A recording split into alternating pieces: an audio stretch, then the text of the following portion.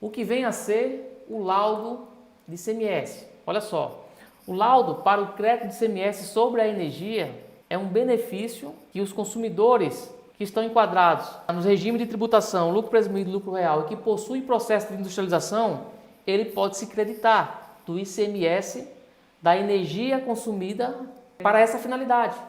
no processo produtivo de industrialização, tá certo? Então, para fazer justamente esse rateio percentual, análise das cargas instaladas, da demanda, do perfil de consumo das unidades, para que de fato tenha esse rateio, para que a empresa ela possa se creditar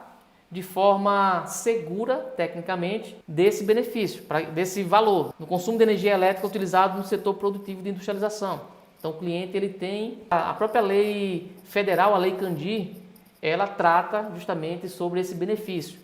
tá bom?